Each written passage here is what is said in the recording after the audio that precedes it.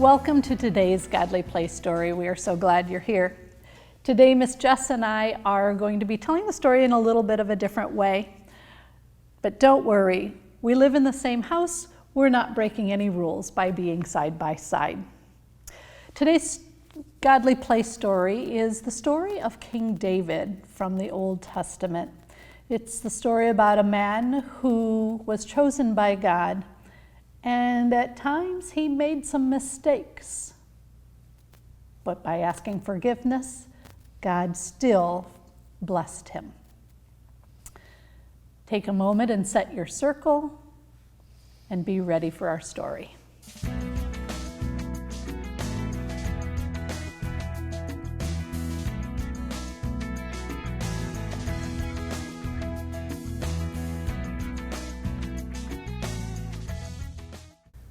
All right, let's begin. Jesse was the grandson of Ruth. He moved to Bethlehem, where Ruth had lived, and started his family there. One day, the prophet Samuel came to Bethlehem searching for the new king. Samuel went to Jesse's house. Jesse brought out his sons, and Samuel knew that the king would be found here because God had told him so. So Samuel looked at the 6 sons, and he noticed that the king was not there. He asked, "Do you have any more sons?" Jesse said, "Yes, our youngest, David. He is out tending the sheep." As soon as Samuel saw David, he knew he was the king. So he brought out the horn of oil, much like the oil in this jar, and poured it over David's head to mark him as the next king. This was confusing because there already was a king. King Saul had been tormented by an evil spirit and was sick. So David would not be king until King Saul died. As King Saul grew more and more sick, someone recommended music to help soothe the king. So David was sent with his harp to sing songs to the king. Many of his songs can be found in Psalms. As David grew older, he became a part of the army of God with King Saul and the king's sons. In one time, the Philistines wanted the land that the people of God lived on, and so they went to war. As they were getting ready to fight the battle, one of the Philistines stepped forward. He was a very big man. His name was Goliath. He was like a giant. He challenged the army of King Saul to fight him. No one would. They were afraid.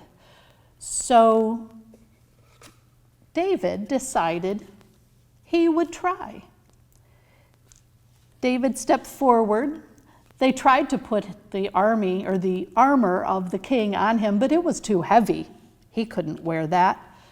So David took his staff and his slingshot, and he had 5 smooth stones and stepped forward to fight Goliath.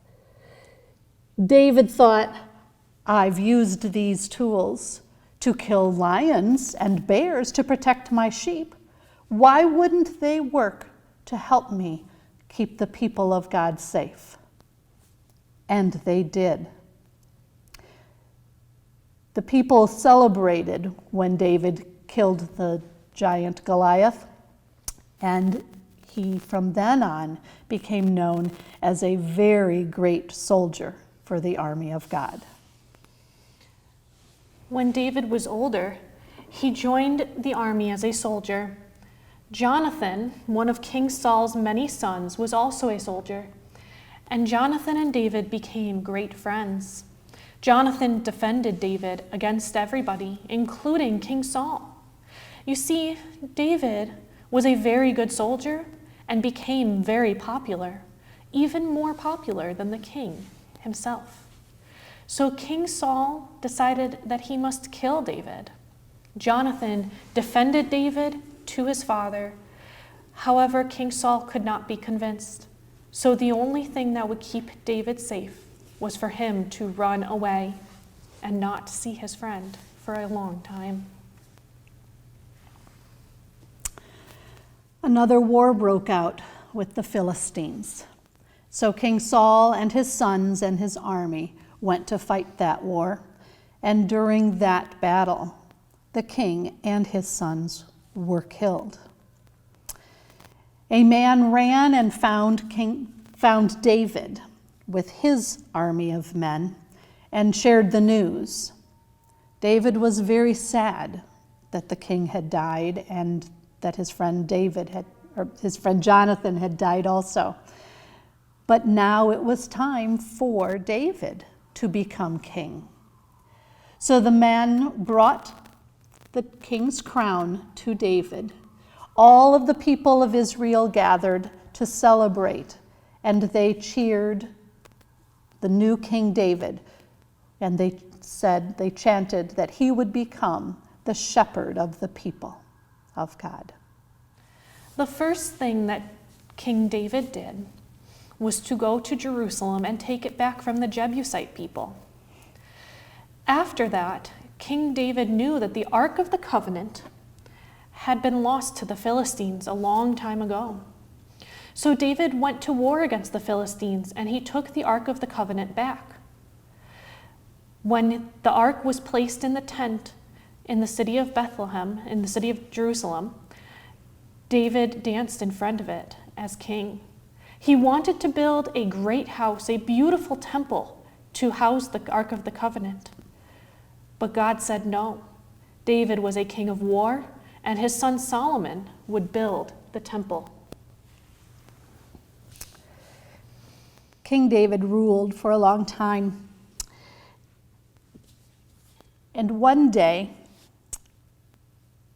he had sent his army to fight another war.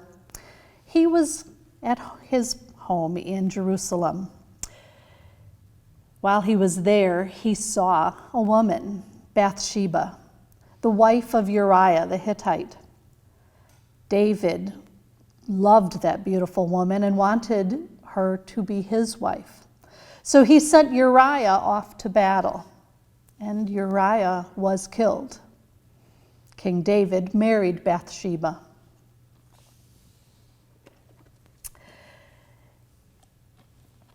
God sent Nathan the prophet to David, and Nathan told David this parable. There once was a man who had a big house in town, and there was a poor man also in the same town. The rich man had many sheep, as rich men will. And the poor man had one little lamb. That poor man cared for that lamb. He raised him like a pet in his house. He fed the lamb off of his own plate. The lamb drank out of the man's own cup. The lamb fell asleep in the man's lap. One day, someone came to visit the rich man, and the rich man wanted to serve a meal. Well, he didn't want to kill one of his own sheep for that meal. So the rich man took the poor man's sheep and served it instead. David cried out, "No, how could he do this? That man must be killed or pay the sheep back 4 times." Nathan said, "David, you are the rich man. You had Uriah killed, and then you took his wife as your own." David was filled with sorrow. He worried that he might die, like King Saul did. But he did not. However, the first son of Bathsheba and King David did die. They were both filled with sorrow. They eventually had a second son who lived, and they named him Solomon. he would become the next king. David lived for a long time. He ruled for a long time. And when he was filled with many years, he too died. Solomon became king, and Solomon became a good ruler over the city of Jerusalem. And Solomon did build the temple. It is now time for our wondering. Remember to pause the video as you wonder about each question as a family.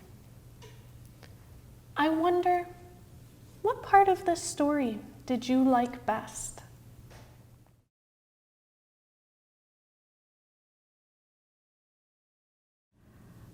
I wonder which part of the story could be about you or have you in it.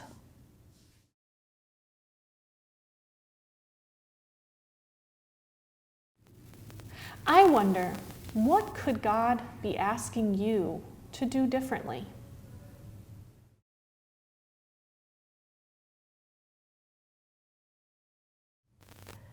Thank you so much for joining us again for today's story. We hope that you walk away with a better understanding of God's Word.